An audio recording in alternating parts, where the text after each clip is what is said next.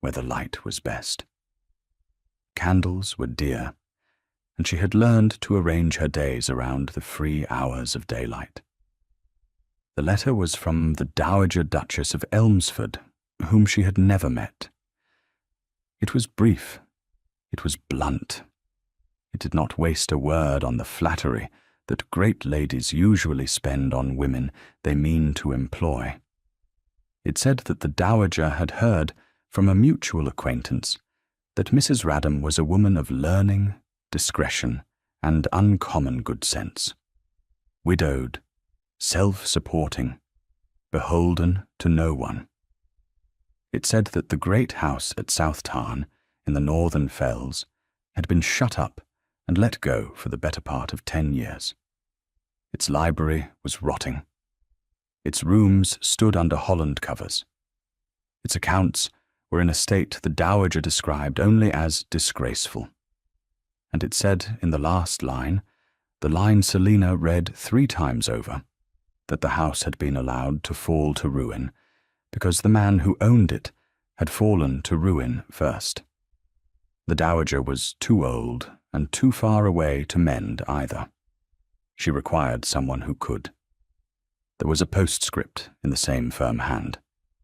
It said, "My son does not know I am writing to you. He will not thank me. Come anyway." Selina Radham was 31 years old. She had learned, in the 7 years since her husband's ship went down off a coast she had never seen, that a woman with no fortune and no protector has exactly 2 things to sell: her labour and her judgment. The second was worth a great deal more than the first, if only she could find someone with the sense to pay for it. She had been a naval captain's wife. That is to say, she had run a household and a small property alone for years at a time while he was at sea. Then alone for good, when the sea kept him. She kept accounts better than most men of business. She read 3 languages. She had nursed the dying and buried the dead, haggled with tradesmen, and stood up to a bishop. She had done all of it without once being seen to weep in public, because she had understood early that a woman who weeps in public is a woman other people feel entitled to manage. She did not need the Dowager's money, quite. She had a small income, carefully husbanded, that kept her in 2 clean rooms and plain food, and let her refuse work that insulted her. But she was bored. It was the particular grinding boredom of a capable person given nothing to do. And she was curious. The last line of the letter had caught on something in her that she did not examine too closely. A man who had fallen to ruin. A house let go for 10 years. A mother too proud to say the word help until the postscript, and then only sideways. She wrote back that afternoon, accepting, and named her terms plainly, and did not soften them. A woman who softens her terms is a woman who has already begun to lose. The Dowager's reply, when it came, agreed to everyone, and added a line that made Selina, alone in her rooms, almost smile. It said, "I knew you would do. The ones who name their terms are the only ones worth having." So it was that on a raw afternoon, at the very end of winter, with the light already failing at 4 o'clock, Selina Radham came at last to South Tarn, and saw the house that mirrored the man. The fells rose grey and enormous on every side, still streaked with old snow in their high hollows. The road ran up a long, dark valley, beside a river the colour of iron. And at the head of the valley, where the ground flattened before it climbed again, lay a tarn. A small, deep mountain lake, black and utterly still under the failing light, holding the grey sky in it like a sheet of slate. The house stood above the tarn. It had been a great house once, and it was a great house still in its bones, but it wore its neglect the way a proud man wears his poverty. Everywhere and nowhere, in the blind, shuttered windows, in the moss on the north walls, in the weeds standing dead in the carriage sweep. Half the chimneys were cold. The gardens had gone back to the moor. It was the house of a man who had stopped 10 years before and had not started again, and it sat above its black, still tarn like a thing holding its breath. Selina looked at it a long moment from the carriage window. She did not feel the dismay the dowager had perhaps expected of her. She felt, instead, the quiet stirring of a capable person who has been shown a great deal of work worth doing. The house was not dead. She could see that even from the road. It was only waiting. Houses, like people, can wait a very long time. She was received by the housekeeper, a gaunt, anxious woman named Mrs. Peel, who had plainly not expected to keep house for anyone ever again. The hall was under covers. The great stair went up into the dark. A dust sheet had slipped from a mirror, and Selina caught her own reflection in it, grey with travel, and thought that she and the house were well matched, the pair of them worn and waiting. "His Grace keeps to the old wing," Mrs. Peel murmured, as though the words themselves might be overheard and punished. "He does not dine with company. He does not receive. He will not have known you were coming, ma'am. The dowager will not have told him." She twisted her apron. "You'll forgive me saying it, but the last 3 the dowager sent, they none of them lasted the week. The cold and the quiet, and His Grace. It is not an unkind house, ma'am. It is only a house that has forgot how to have people in it." "Then it will remember," said Selina, drawing off her wet gloves. "Houses do. Now. I have travelled since dawn, and I should like a fire, and something hot, and to see the worst of what I have come to before I sleep, so that I do not lie awake imagining it worse than it is. Which room is the library?" Mrs. Peel looked at her as though she had asked the way to the moon. Then, slowly, something in the frightened face eased, the way a servant's face eases when it meets, after long absence, someone who plainly means to take charge. "This way, ma'am," she said. "Mind the 3rd stair. It has been meaning to give for a year, and no one has had the heart to mend it." "We shall mend it Thursday," said Selina, and followed her into the dark. That first evening she saw the worst of it, as she had asked to, and the worst was very bad. Mrs. Peel took her through room after shrouded room by candlelight, and everywhere it was the same story. Damp and cold, and covers grey with a decade of dust. Good furniture warping, fine plaster falling. A great house dying by inches for want of anyone to care whether it lived. Selina did not exclaim. She took a small book from her pocket and made notes in it, room by room, in her neat hand, the way she had once made notes of a ship's stores. A house, like a ship, is saved by an inventory before it is saved by anything else. You cannot mend what you have not first counted. They came at last to a long, dark corridor in the old wing, and Mrs. Peel stopped and would go no further. "His Grace is beyond there," she whispered.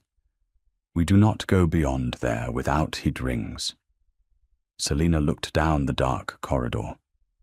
She understood that somewhere at the end of it a man was sitting alone in the cold, as he had sat alone in the cold for 10 years, and that the whole vast dying house had arranged itself around that one still point of grief, the way a body arranges itself around a wound. She did not go down the corridor. But she stood a moment looking at it, and she thought, not with pity, but with the plain, practical resolve she brought to everything, that a house cannot be saved while its heart is stopped. She had been hired to save the house. The two tasks were therefore one task, whatever the dowager had chosen to call it. She slept that night in a cold, clean room Mrs. Peel had aired for her, under more blankets than she was used to. She did not lie awake imagining the work worse than it was, because she had seen it plainly and knew exactly how bad it was, and knowing a thing plainly is the surest cure for fearing it. She woke before dawn, as she always did, and dressed in the dark, and went out to see the house by the first grey light, alone. That was how she came to the library, and to the man in the chair. She met the master of the house the next morning, and she met him by accident, which was the only way anyone met him at all. She had risen early, as was her habit, and gone exploring the house alone by the cold light of dawn, taking the measure of the work. She opened a door she took for another shrouded parlour, and found instead the library. The library. The one the dowager had said was rotting. She stood on the threshold in real distress. It was a magnificent room, and it was dying. Damp had got into the north wall. Books stood swollen and spotted on the shelves, whole runs of them past saving. The great globe in the corner had cracked along its meridian. The smell of the room was the smell of slow ruin, mould and cold ash and neglect. Selina Radham loved books the way some women love children, helplessly and without calculation. The sight of a great library left to rot moved her more than the ruined house had done. She went in without thinking, crossed to the worst of the shelves, and drew out a spoiled volume with a small sound of grief. "Leave it," said a voice from the shadows by the cold hearth. "There is no one to read them." She turned. A man was sitting in the dark of the far corner. He was in a deep chair, set with its back to the grey window, so that he showed as a shape against the light, and no more. She understood at once that he had been there before she came, in the cold and the dark, and that he sat there often, and that the chair was placed as it was on purpose, so that anyone entering would see his outline, and not his face. She had been warned. The dowager had not described him, but Mrs. Peel had murmured a word or two, frightened, and Selina had understood. The scar, the war, the 10 years. "Your Grace," she said, and curtsied, because whatever else he was a duke, and she had manners. "I am Mrs. Radham. Your mother engaged me to see to the house and the books. I did not mean to disturb you. But I am glad to have found you, because I have a great many questions, and it is far easier to ask them of a man than of a frightened housekeeper." There was a silence. She had the sense that he was not used to being addressed as though he were an ordinary man with ordinary business, and that the experience was not entirely welcome to him. "My mother," he said at last, in a low, hard voice, "had no right to engage anyone. This house is not to be meddled with. You may consider your engagement at an end. Mrs. Peel will see you are paid for your trouble and your journey. There is an inn at the foot of the valley. The carriage can take you down before the light goes." "It cannot," said Selina. "The carriage went back this morning. I saw it go. And I have signed an agreement with the Dowager Duchess, witnessed and sealed, which I do not break. A woman who breaks her agreements is not worth engaging. So I am afraid you are stuck with me, Your Grace, at least until the terms are met or bought out. And I should tell you plainly that I am expensive to buy out. I named my terms high, on the theory that any man reduced to hiring a stranger to save his library had better be able to afford her. It was not meant to be amusing. She was only telling him the truth, as she told everyone the truth, because she had found long ago that the truth saved a great deal of time. But something happened in the shadowed shape by the window, a stillness, and then a sound she could not at first place, so brief and so rusty was it. A short, rough exhalation, almost a cough. She understood only afterward that it had been the ghost of a laugh, the memory of one. A laugh that had got halfway out of a man who had forgotten he owned one, and been strangled before it could finish. He rose. He came a step out of the shadow, into the grey light, and let her see him. She understood that he did it deliberately, as a kind of test, or a kind of cruelty to himself, to watch her flinch. She did not flinch. He was tall and raven dark, and would have been a handsome man once, in the hard aristocratic way. Down the left side of his face, from the cheekbone to the line of the jaw, ran the long silvered seam of an old sabre cut, a cavalry wound, 10 years healed. It pulled the corner of his mouth very slightly out of true, and had taken the ease from that whole side of his face, so that it no longer moved as a face should. His eyes were a clear, cold slate blue. They were fixed on her with a still and terrible attention, waiting for the thing that always came. The widening, the quick glance away, the softening into pity, or the hardening into distaste. Selina looked at the scar, because it would have been an insult not to.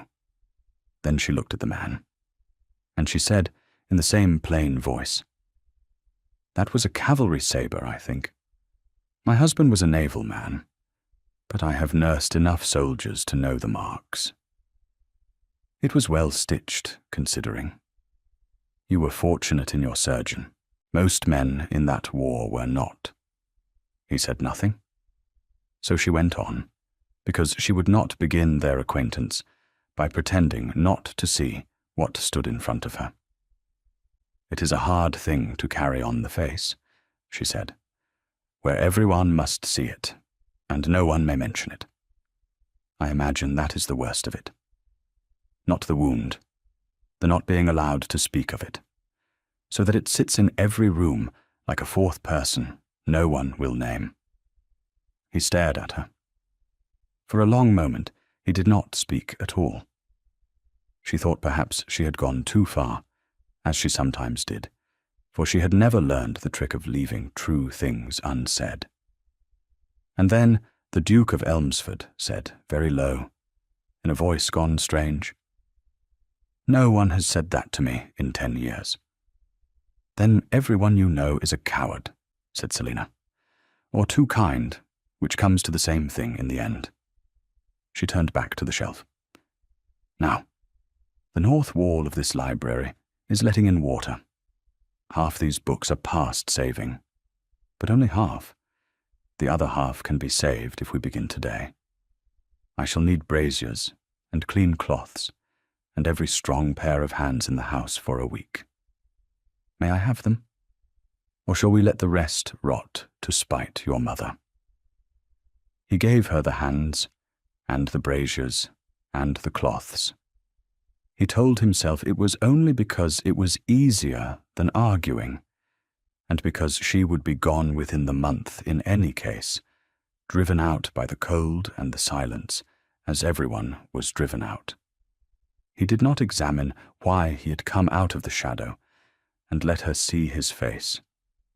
He did not examine why her failure to flinch had left him feeling, for the rest of that grey day, as though something long frozen had shifted a fraction. the way ice shifts on a tarn in the first thaw, with a sound like a distant shot. Dominic, Duke of Elmsford, had not always been the man in the dark chair. He remembered, though he tried not to, the man he had been before Spain. A young officer of cavalry with more spirit than sense, who laughed easily and often, who rode and danced and courted, and believed, in the shallow, untried way of the young, that the world was a thing arranged for his pleasure.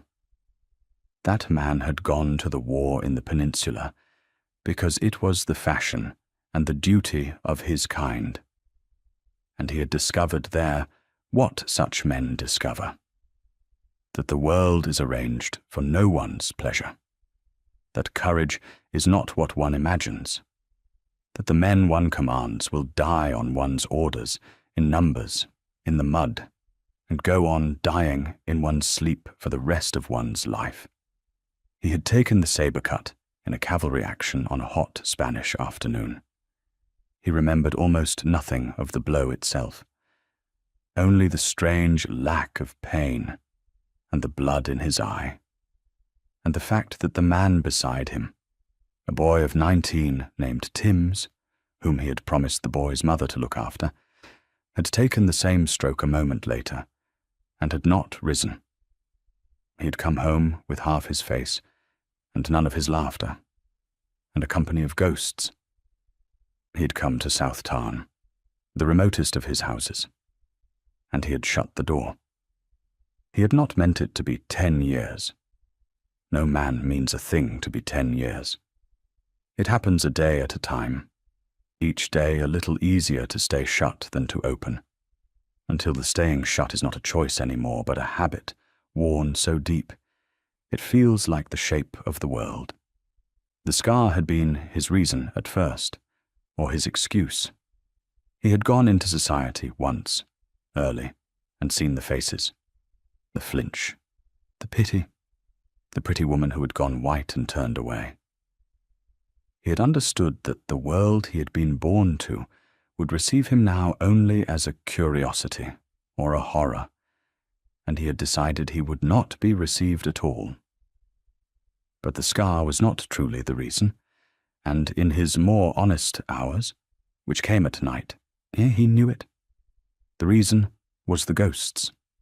The reason was Timms and the others, and the plain fact that he had lived, and they had not. A man who has watched better men than himself die in the mud has no business laughing, ever again, at anything. So he had stopped. And the house had stopped with him, as houses do. The tarn below the windows had gone on, holding the grey sky in its black water, year after year, still and cold and closed. That had been his life.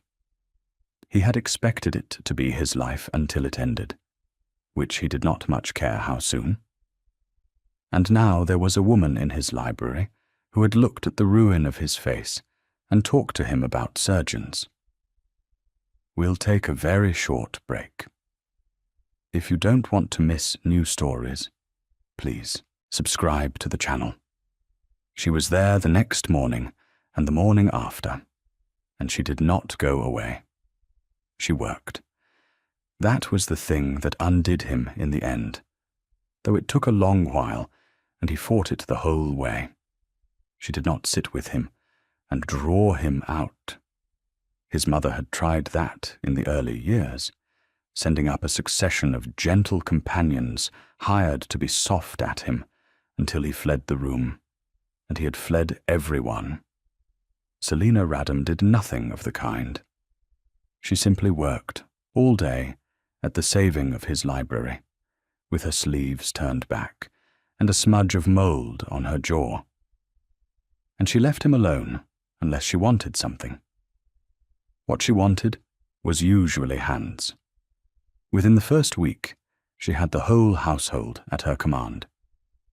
She had got it not by rank, for she had none, but by knowing what she was about. Selina understood damp. She had kept a naval captain's house on a wet coast for years, and she knew that you do not simply dry a book.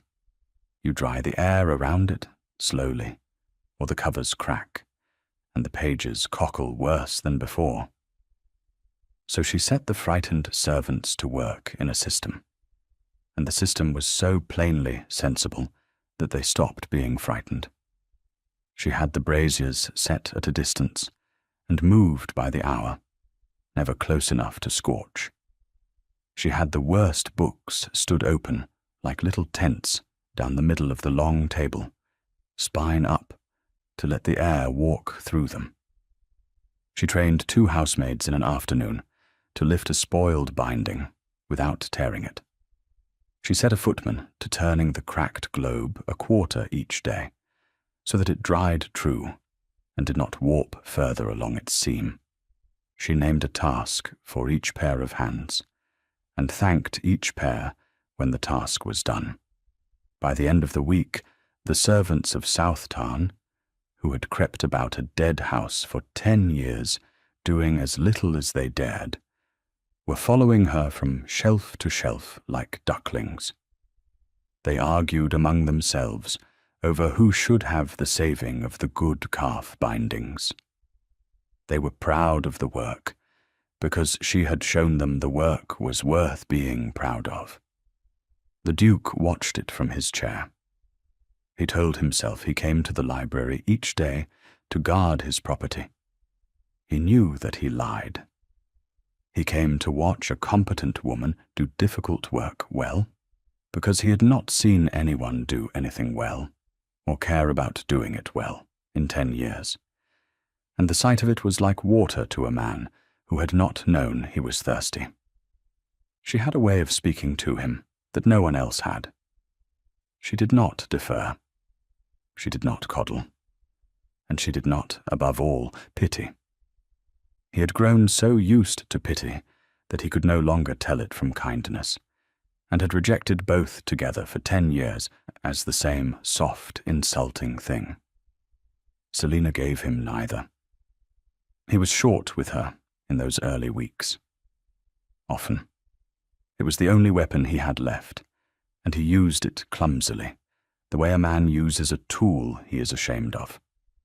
One grey morning, she asked him where the estate papers were kept, because the accounts were in a disgrace, and she meant to mend them.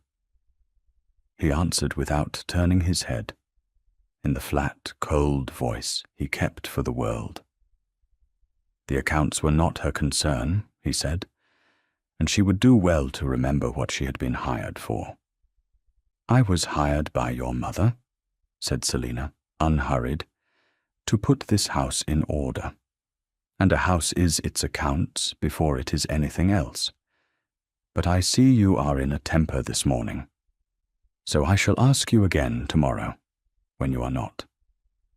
And you will tell me then, because you are a reasonable man under all of that, and reasonable men do not let their houses rot to spite their mothers past the first week.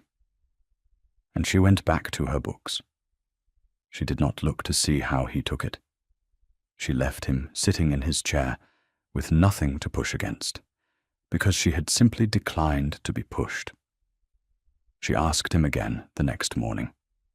He told her where the papers were. It became, without either of them naming it, the way of things between them. She waited out his tempers the way one waits out weather, without fear and without offence, and then went on exactly where she had left off.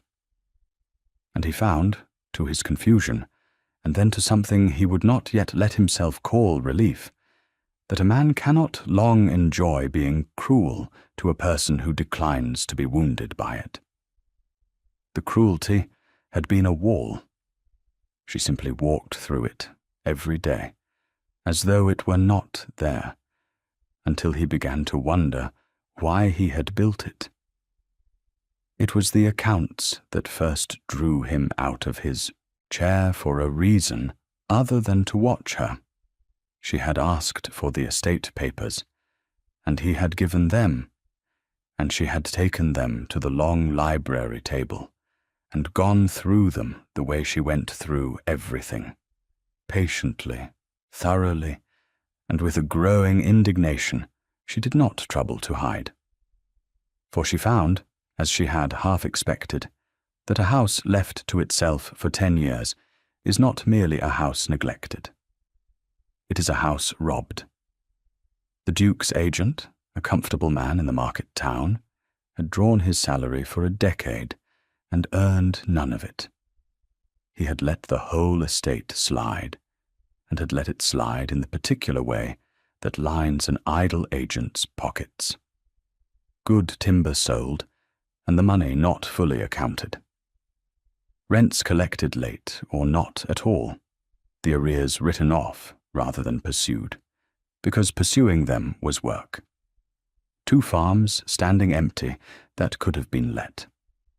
A drainage rate paid for years on land the old Duke had drained long before, that needed it no longer. It was not grand thievery. It was the small, steady seepage of an estate, with no eye on it. Over 10 years it came to a sum that made Selina set down her pen and sit still. She did not go to the agent. She went to the Duke. "You are being robbed," she said plainly, laying the papers before his chair. Not greatly, and not by a villain. Only by a comfortable man who understood long ago that no one was watching.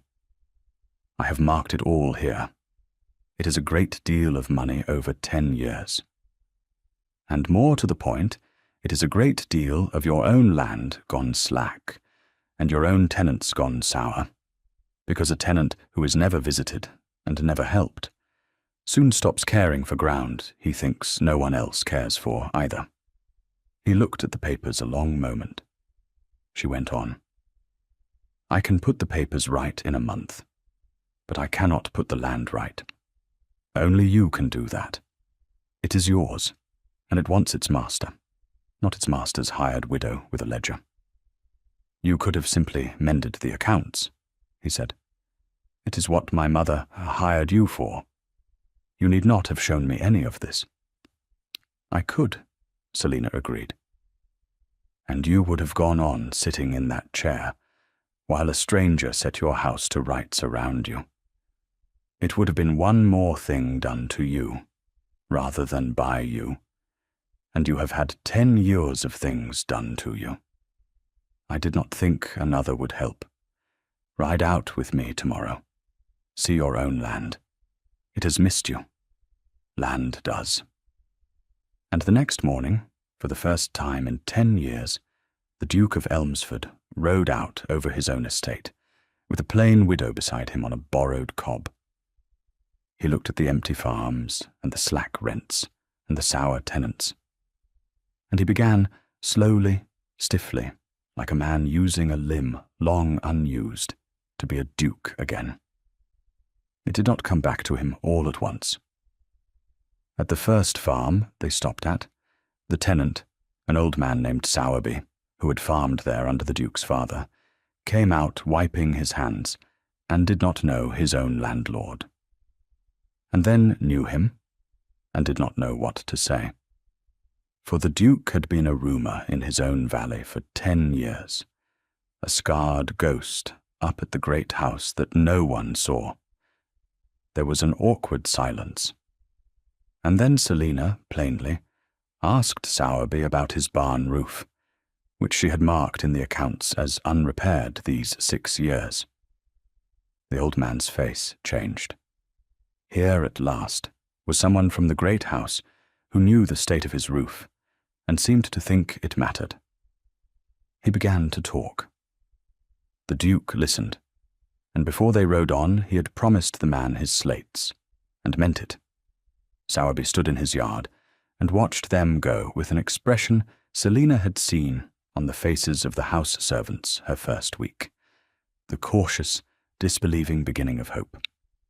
It went so, farm by farm, through that long morning. The valley began, slowly, to understand that its master had come back to it. And the valley, which had been sour, began, slowly, to sweeten. In the evenings at first, he did not come. He took a tray in the old wing, and sat alone, as he had for 10 years. But the library was warm now, with its braziers and its new fires, and it was the only warm room in the house, and a cold man is drawn to warmth whatever his intentions. So he began to come.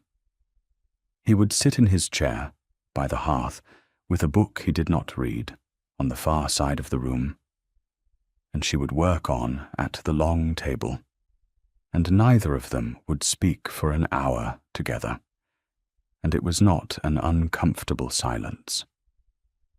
It was the silence of two people each glad, and neither willing to say so, of not being alone.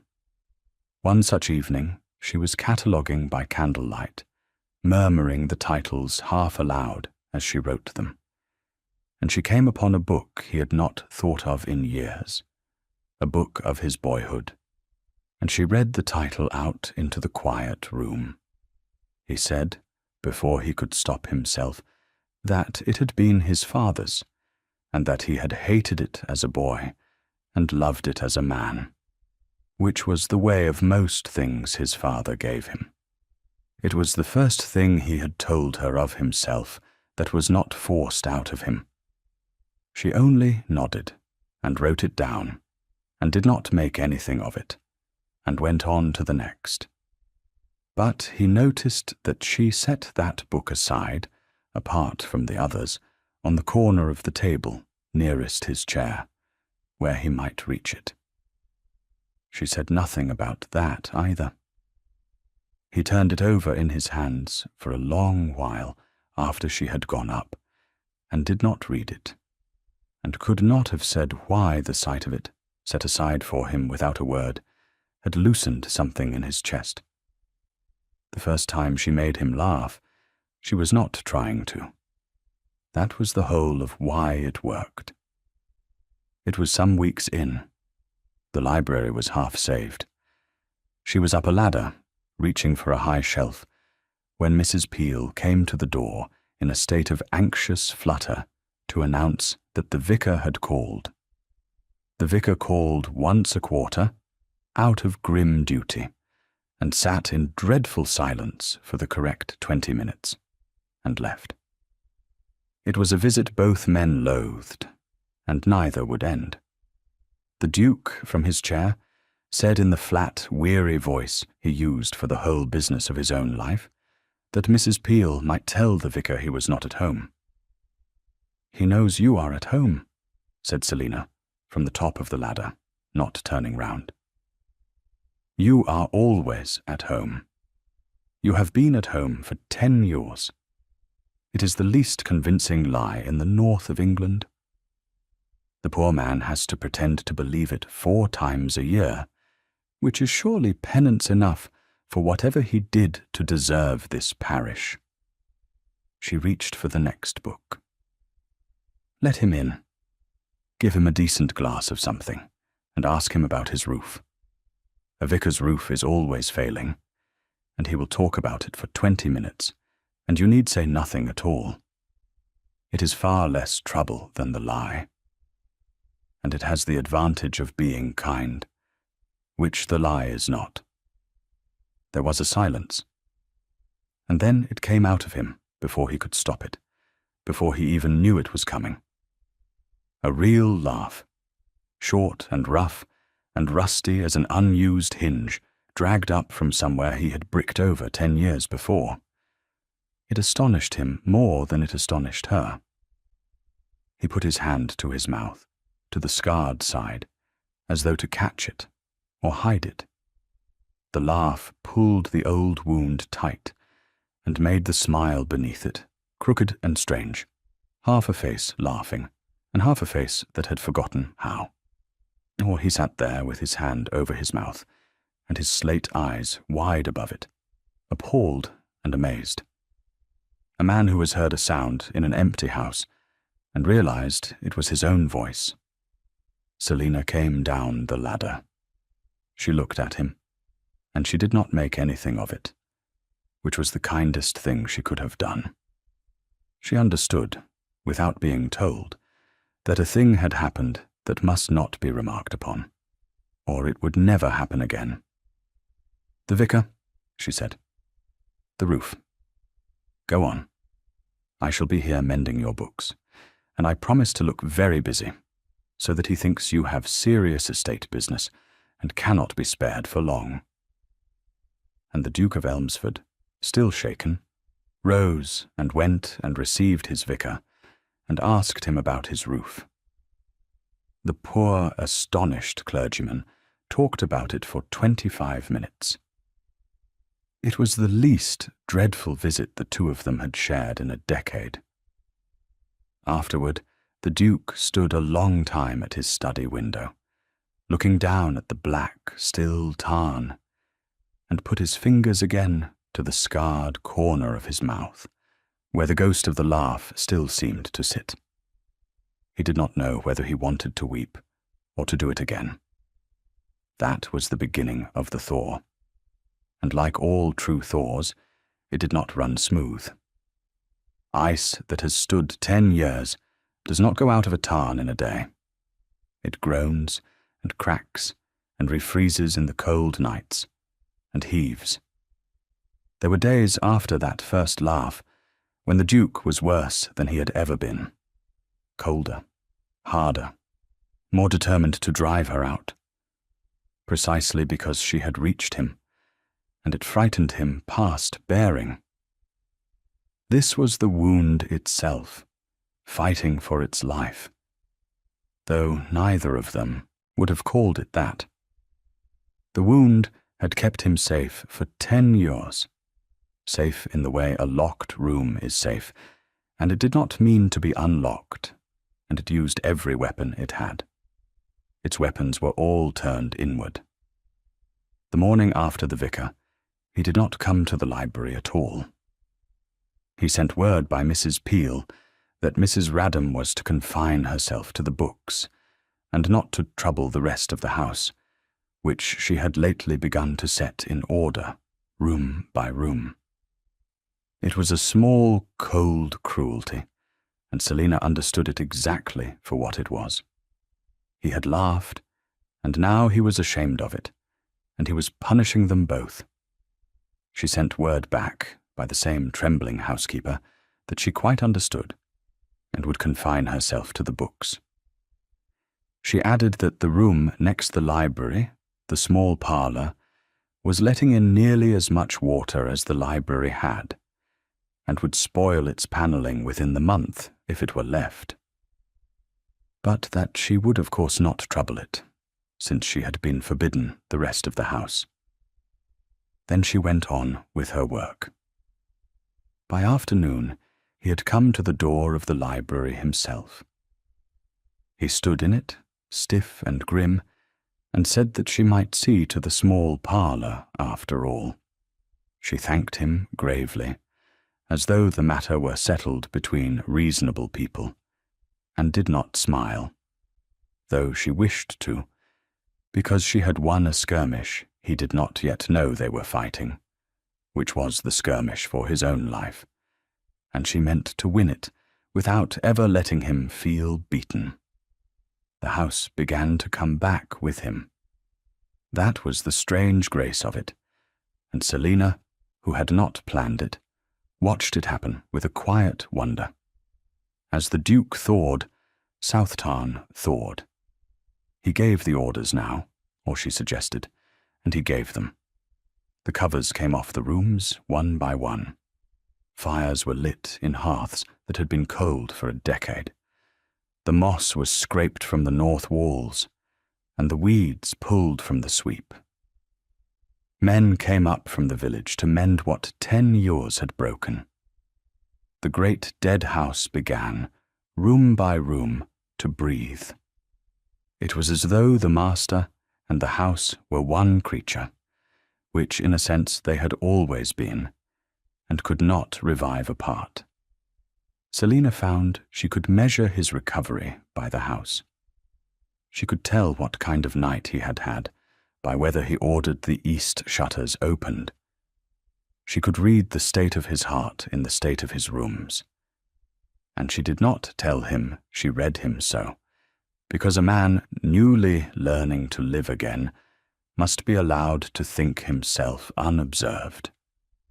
There was a night that first spring when the state of things showed itself plainly. A ewe was down in the home pasture, lambing badly, and the shepherd was old, and his hands were stiff, and the farmer's boy came up to the house, half in tears, because the ewe would die and the lambs with her. In the old days, no one would have dreamed of troubling the Duke. But Selina was in the hall when the boy came, and she did not hesitate, and she called for lanterns, and went out into the wet dark herself, because she had lambed ewes before, on the wet coast, and a life is a life. She did not ask the Duke to come, but he came. She heard him behind her on the path, and did not remark on it, and the two of them knelt in the straw of the cold byre by lantern light for the better part of an hour, and between them they turned the lamb and brought it living into the world, and its twin after it. The Duke's hands were good at it, better than hers, steady and unhurried, and she saw that a man who has learned to do a hard, bloody thing under fire does not forget the steadiness of it. When the lambs were up and butting for the teat, he sat back on his heels in the straw with blood to his elbows and looked at them, the two small, living things he had helped into the world, and something moved in his scarred face that she had not seen there before. Not laughter, something older and quieter, the look of a man who has spent 10 years dealing only in death, and has just, with his own hands, done the opposite. "You are good at that," she said, plainly, wiping her hands. "You should do it oftener. There is a great deal of living work on an estate this size, and you have let others do all of it for 10 years, and I think it has not been good for you, doing no living work." He looked at her across the lantern light. "You say things," he said slowly, "that no one else would dare." "I know," said Selina. "It is my chief fault," my husband used to say, though he also said it was my chief virtue on the days it suited him. She rose and shook the straw from her skirts. "Come, you are covered in blood, and so am I, and Mrs. Peel will have hot water, and in the morning there will be 2 lambs alive that would have been dead, and that is a good night's work, whatever else is true."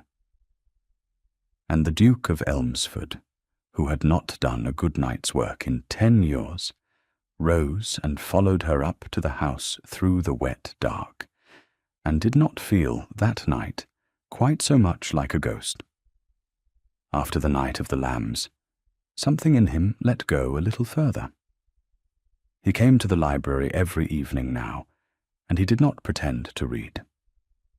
He sat by the fire near her, and sometimes they talked, and sometimes they did not, and the not talking had become as easy between them as the talking.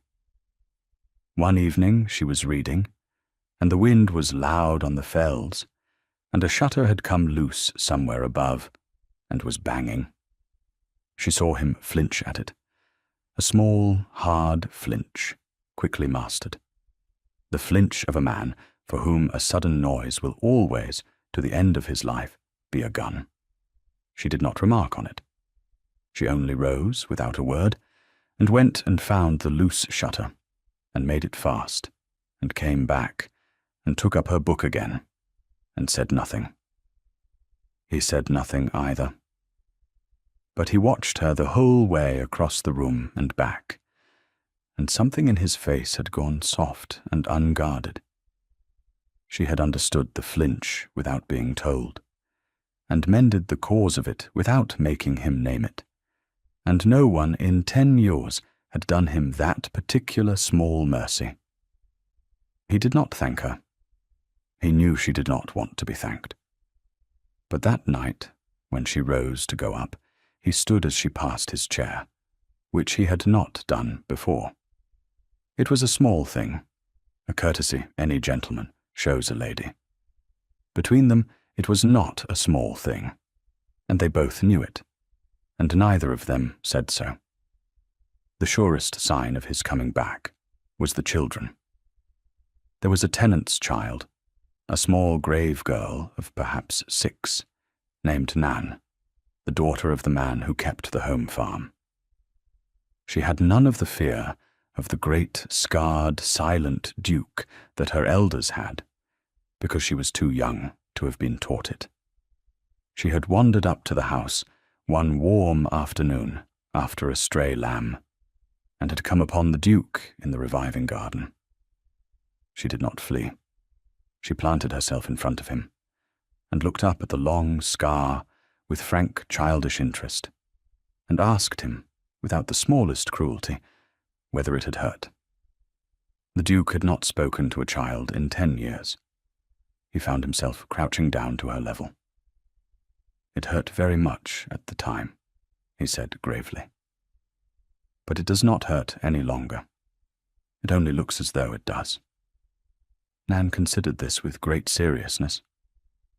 Then she informed him that she had a scar, too, on her knee from a gate, and showed it to him with enormous pride, tugging up her stocking to display a small white mark no bigger than a barley corn. The Duke examined it with equal gravity, and pronounced it a very fine scar, quite as good as his, which pleased her enormously. Then, having settled the matter of scars, she recruited him, with the ruthless efficiency of the very young, to help her catch her lamb. Selina watched the whole of it from the library window, unseen. She watched the Duke of Elmsford chase a lamb around his own reviving garden at the direction of a 6-year-old. She watched him corner it at last against the wall, and catch it, and hand it to the child. And she watched him, when the lamb was safe, lift Nan up to see over the wall at something she wanted to see.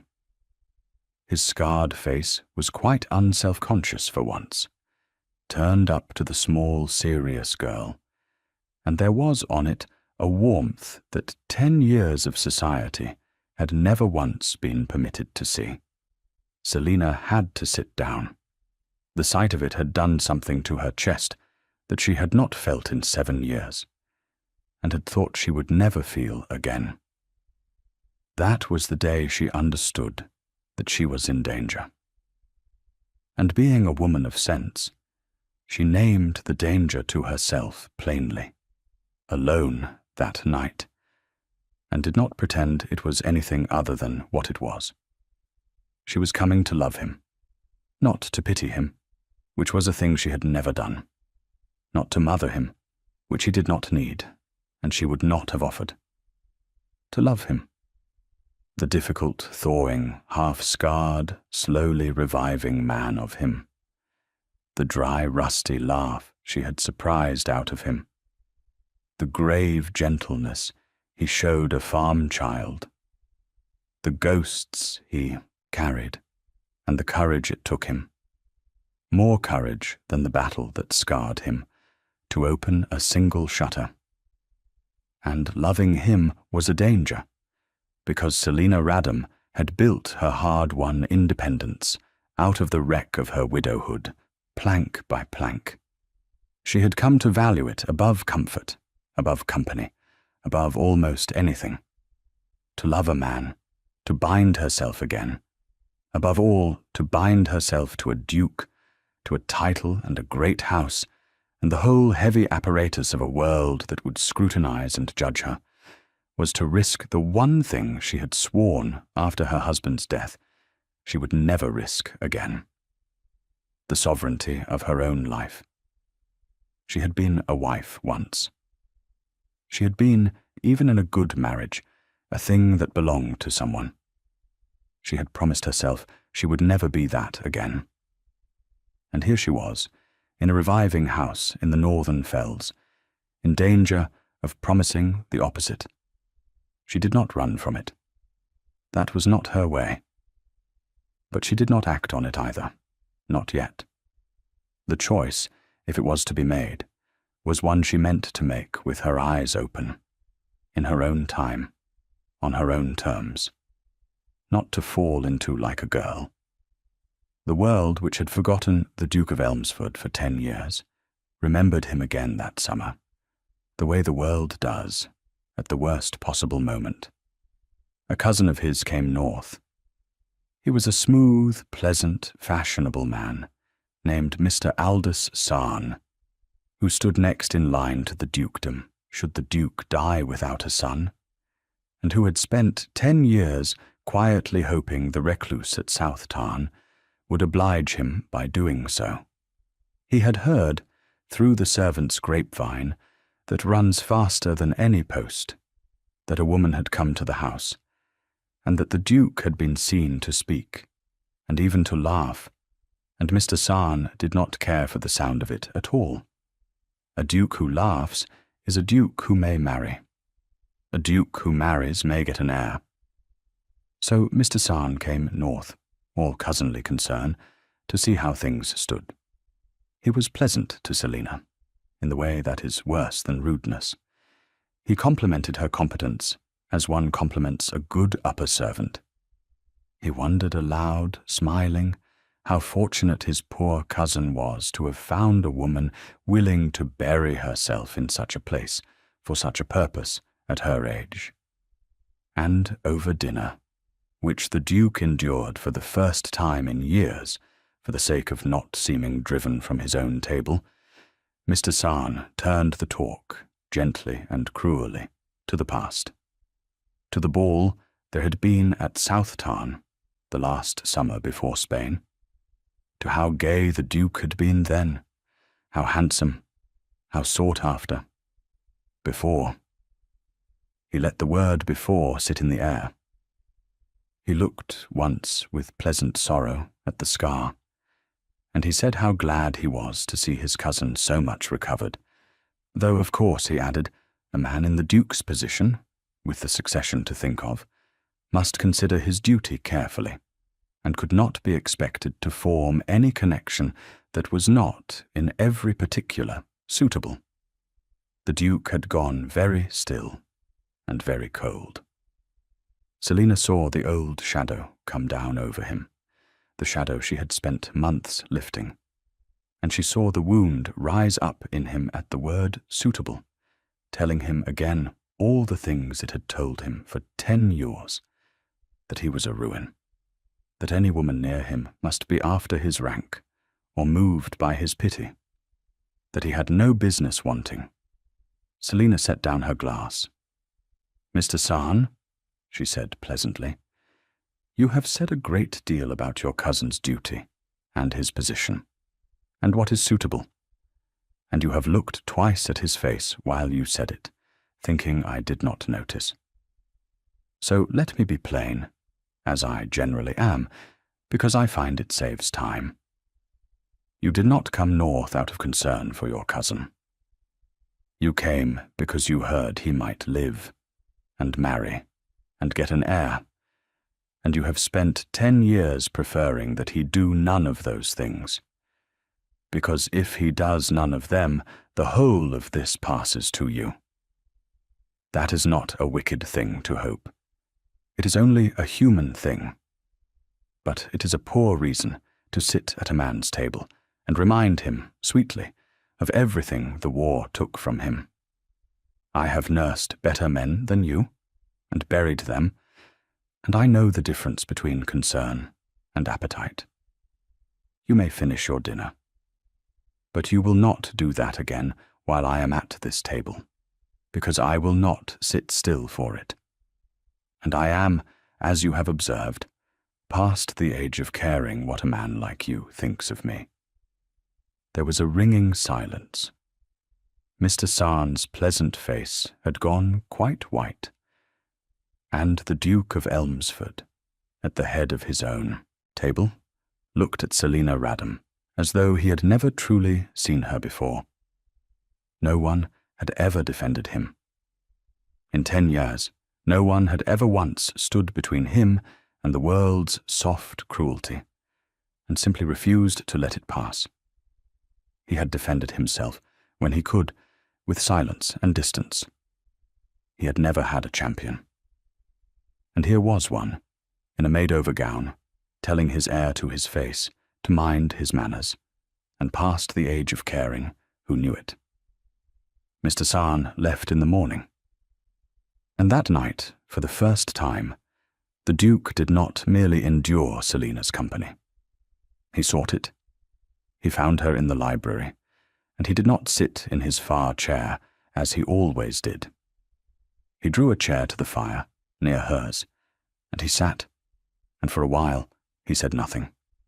Then he told her the thing he had told no one. He told her about Spain, not the version he gave the world, the clean version, the cavalry action, the wound. He told her the true version, in the low, halting voice of a man saying words he has kept behind his teeth for 10 years. He told her about the boy Tims, 19 years old, whose mother he had promised to see him safe. He told her how the boy had ridden at his left hand that afternoon, frightened, and how he had told him it would be all right, because that is what one tells frightened boys, and how the same sabre stroke that opened his own face had killed the boy a moment later, so that he had lived, and the boy had died on the strength of a hand's breadth of chance, and nothing else. He told her about the letter he had written to the boy's mother, and how he had not been able to make it true, and how he had never gone to see her in 10 years, because he could not stand in front of her having lived when her son had not. He told her that he had stopped laughing because it seemed a theft, that every hour of ease he took felt stolen from men who would never take another, that he had thought, coming north, that if he shut himself away and took no pleasure and let the house rot around him, it would be a kind of loyalty, a keeping faith with the dead. Selina listened to the whole of it, plainly, without flinching, as she listened to everything. She did not fill his silences. She did not offer comfort he had not asked for. She let him lay the whole of it before her, the wound behind the wound, and she did not turn away from any of it. And when he had finished, and sat spent and shaking a little in the firelight, having emptied out 10 years into the quiet room, she did not tell him it was not his fault, which he would not have believed, or that time would heal it, which was a lie. She said, "You did not steal your life from Tims. A sabre stroke that misses by a hand's breadth is not a theft. It is only the world being what it is, cruel and blind and caring nothing for our deserving. You have spent 10 years punishing yourself for the crime of surviving, as though your misery could be paid across to the dead like a debt. It cannot. Tims is not warmer for your cold, nor safer for your grief, nor less dead for your never laughing.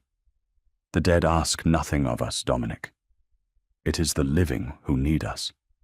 And there is a woman in the south of England who lost her boy, and to whom you have never gone, because you could not bear it. I will tell you plainly. Your not going has spared her nothing, and cost her the one man alive who could tell her that her son was brave and was loved, and did not die alone. You owe her that. You do not owe the dead your ruin. You owe the living your courage. It is harder. That is why you have chosen the ruin. It is easier to sit in the dark than to go and stand in front of a grieving mother and be looked at. But you are not a coward, whatever you have told yourself these 10 years. And I think you know the difference. And I think it is time you did the harder thing. It was the first time she had used his name. Dominic. She had not planned to. It had come out of her with the truth, as her truths did, without leave. And he heard it land in the quiet room, and he did not correct her, and neither of them remarked on it, but something in the using of it had changed the air between them, and they both knew it. He went south within the month. It was the hardest thing he had done since the war, harder than the war, and he told her so before he went, standing in the hall with his gloves in his hand, and his face grey. She did not tell him it would be easy. She told him it would be hard, and that he would do it anyway because he was not a coward, and that she would see to the house while he was gone.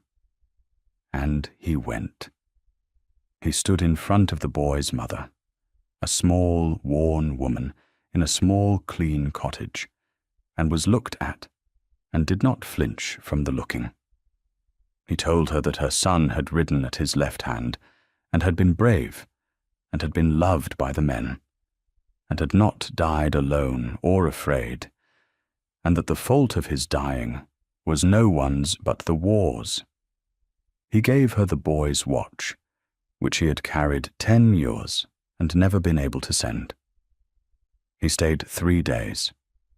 He mended her roof with his own hands, because it wanted mending, and he found he could not sit still in the same room as her grief, without doing some small useful thing with it. And when he came away, she held his scarred face between her 2 old hands, and thanked him, and forgave him the thing he had never been able to forgive himself, which was that he had lived. And it was the beginning of his being able, at last, to forgive it too. He came back to South Tarn, changed, lighter, as a man is lighter who has set down a thing he has carried 10 years. He came, Selina understood, not only back to the house, but back toward her, though neither of them yet said so. But a wound that has ruled a man for 10 years does not give up its ground without a last stand. The closer he came to her, the harder, for a time, it fought. There was a fortnight, late in that summer, when he drew back from her again. It was the old pattern, and she knew it by now, but it was worse this time, because there was more to lose. He had let her see the whole of him, in the firelight, the night of Tim's, and a man who has shown another the whole of himself is never so frightened as in the days after. So the wound rose in him, and told him its oldest lie, the one it had told him for 10 years, and told him now with a new and specific cruelty. It told him that a whole woman, sound and capable and free, could not truly want a half-ruined man, that if she stayed, it must be from duty, or from the softness of a kind heart, or from the habit of tending broken things, that the only honourable thing was to send her away before she woke one morning, and understood what she had bound herself to. He grew formal with her. He spoke of the work as nearly finished. He said, one grey afternoon, in the flat voice she had not heard in weeks, that she must not feel obliged to remain at South Tarn past the summer, that he would see her handsomely settled, that a woman of her parts should not bury herself in the fells on his account. Selina put down her pen. She looked at him a long moment, and there was no hurt in her face, only the level understanding that was worse than hurt, because it saw straight through him. "You are frightened again," she said. It was not a question, and it was not an accusation. It was a diagnosis, delivered in the plain, unbothered voice of a woman who has nursed a great many frightened men, and lost her fear of their tempers long ago. You let me see the whole of you, and it terrified you. And now you have decided the safest thing is to send me off before I can leave you first. I understand it. I will not do it." She rose.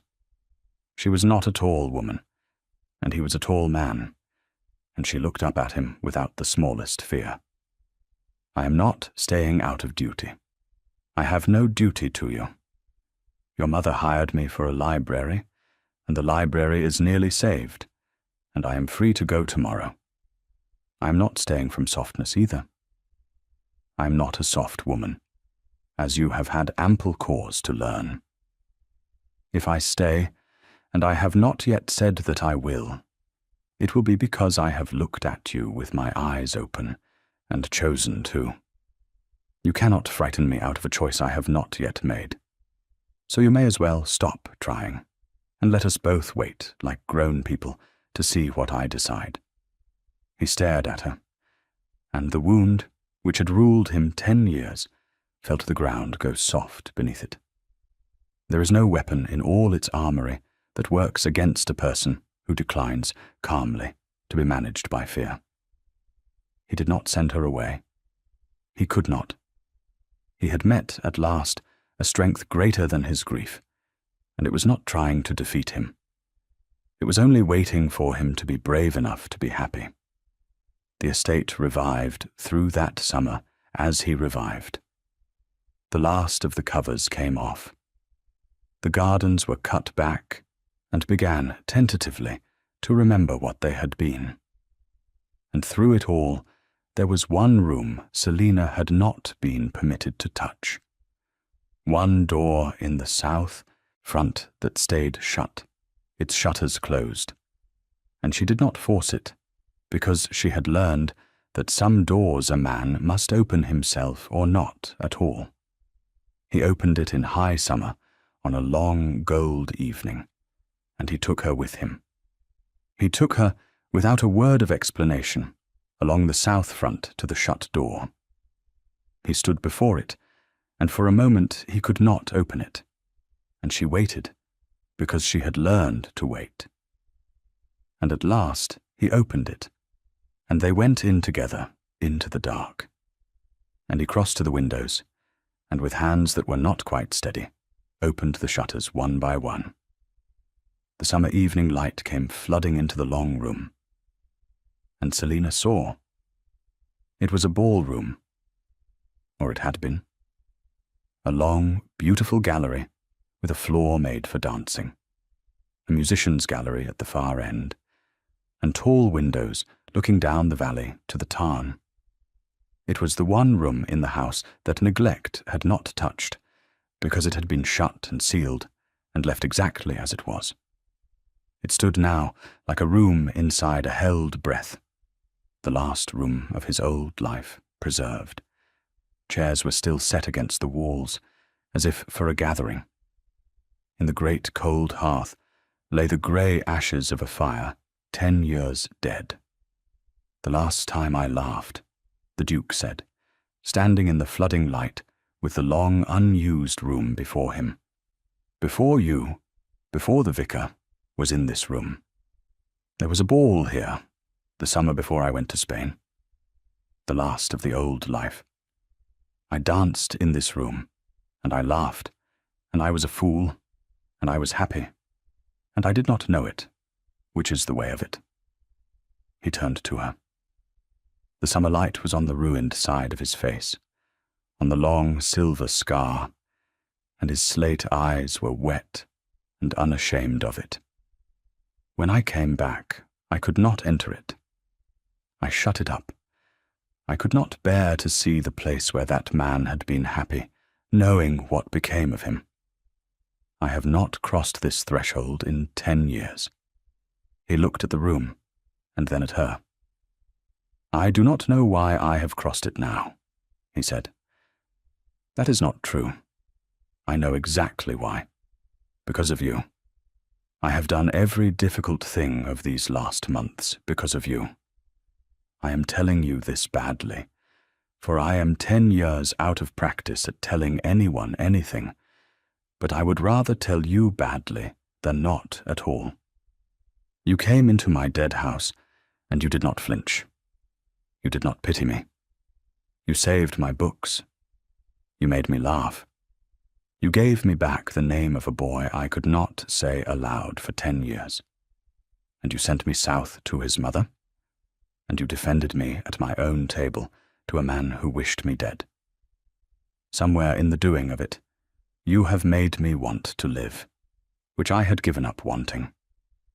I do not know how to say what that is, except to say that I love you, and that I have no right to, and that I am telling you anyway, in this room, where the last happy man I ever was danced the summer before the world ended. It was the longest speech of his life, and it cost him more than the sabre had.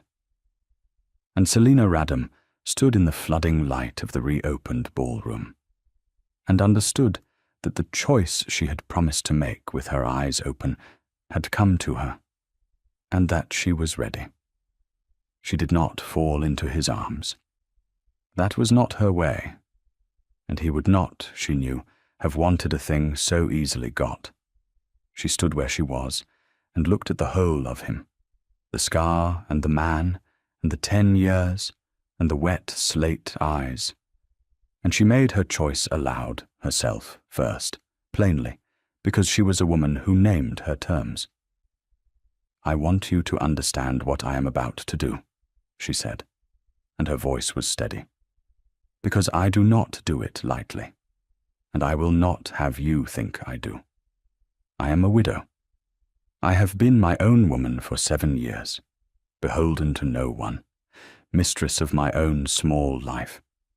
I have valued that more than I can easily tell you, because I earned it out of grief, plank by plank, and I swore I would never give it up. To choose you is to give up a great deal of it. It is to become a duchess, which I do not want. It is to be looked at, and judged, and managed, by a world I have spent 7 years keeping at arm's length. I have counted the cost of it carefully, because I count the cost of everything. It is how I have survived, and I have decided that I will pay it." She stepped toward him, across the dancing floor. "I choose you, Dominic, not because you need me, though you do. Not because I pity you, which I have never done, but because I have looked at you as clearly as I have ever looked at anything, and I see a man worth the whole cost and more. I would rather be less free beside you than wholly free without you. There. I have said it first, and plainly, and I meant every word. Now you may stop looking so astonished and answer me, because I have just given up my sovereignty for you, and the least you can do is not stand there gaping like the vicar." And the Duke of Elmsford laughed. It came out of him full and unforced and whole, the second true laugh of his new life. And this time he did not put his hand over his mouth to catch it or hide it. He let it come, crooked scar and all, half a face laughing freely, and half a face doing its best. It filled the long, reopened ballroom where the last laugh of his old life had died. It was not a theft from the dead, and he knew it now. He knew it at last. He crossed the floor to her, the dancing floor of his ruined youth, and took her plain, capable hands in his, and said her name, which he had not once said aloud. Selina. And it was a vow. And she gave him his. Dominic, first spoken across a ruined library, and now spoken here as a promise. The summer light came down the valley off the Black Tarn and filled the room. There was no ghost in it any more. Only the two of them, and the dust, and the light. They were married before the summer ended, quietly, in the small grey church at the foot of the valley. The Dowager Duchess sat in the front pew, looking as though she had arranged the whole of it, which in a sense she had. Selina wore not the widow's greys she had worn for 7 years, but a gown the colour of the summer fells, chosen by herself, on her own terms. It was the last free act of the free woman she had been, and the first glad act of the woman she chose to become. She shed the greys for good that day, and did not miss them. The wound did not leave him. That was never the way of it, and Selina had never expected or wished it. The scar remained, silver down his cheek, pulling his smile always a little out of true. There were nights still when he woke with the mud and the screaming and the boy Tim's in his eyes.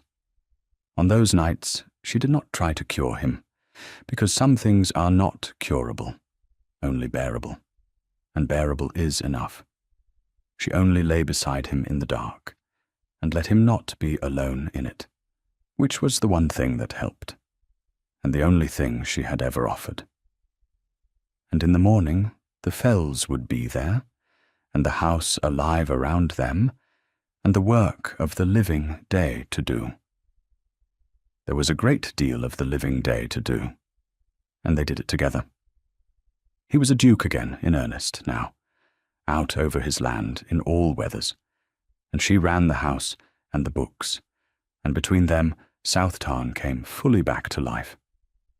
Its farms were let, its tenants visited, its rents made fair, its rooms warm. The child Nan became a fixture about the place, forever underfoot, and the Duke, who had spoken to no child in 10 years, could refuse her nothing. He taught her to ride. He let her call him by a name no duke had ever been called, and did not mind. And once, in the 2nd year, the boy's mother came north to visit them, the small, worn woman from the southern cottage, and stayed a fortnight. She sat by the fire with Selina while the Duke was out, and the two women spoke of their dead, the sailor and the soldier, plainly and without weeping, as women do who have carried grief a long way, and made a kind of peace with the carrying. The dead were not gone from that house. They were only, at last, allowed to rest in it, spoken of and honoured and not hidden, which is all the dead ask, and all the living can give them. The ballroom was used again. Not often, and never grandly, for they were neither of them grand people, and the fells are far from anywhere. But once or twice a year the long gallery was opened and lit, and the county came up the dark valley in its carriages, and there was music in the musicians' gallery, and dancing on the floor where the last happy man he had been once danced. The Duke could not dance well any more, for the leg had been hurt too, along with the face. He stood at the edge, with his scarred face and his slate eyes, and watched his wife move through the figures. He did not mind that he could not join her. She came back to him between every dance, every time, on purpose, so that the room should know whose she was, and whose he was, and that they had both chosen it. And he laughed now. That was the thing the county remarked on, the thing that went round the fells and down to the towns as the strangest news in years. The scarred recluse Duke of Elmsford, who had not been heard to laugh in 10 years, laughed now, often. A rough, crooked, half-broken laugh that was somehow the warmest sound in any room he was in. He laughed most of all at the plain, unvarnished things his Duchess said, the true things she had never learned to leave unsaid. And he laughed at them, not because she was trying to amuse him, for she never tried, but precisely because she was not. Because she went on, all her life, telling him the truth as plainly as she had told it to him, across a rotting library on a grey morning at the end of winter. And the truth, spoken plainly by the one person who had never once been frightened of him, was the funniest and the dearest and the most healing thing he knew. On the last still evening of that first married summer, they walked down together to the tarn, The small, deep black lake had held the grey sky in it, unmoving, for all the 10 closed years. It was not black now. The low sun was on it, and it held the gold of the sky and the green of the fells, and the 2 of them at its edge. A light wind moved on the water, so that the held breath of it was let go at last, the whole surface stirring and alive. Selina looked at the tarn, and looked at the reviving house above it, and looked at the man beside her, the scar and the slate eyes and the crooked healing smile. She did not say anything, because some things are best said in silence. And he understood her silence, having learned at last to read her, as she had always read him. The house had waited a long time. Houses can.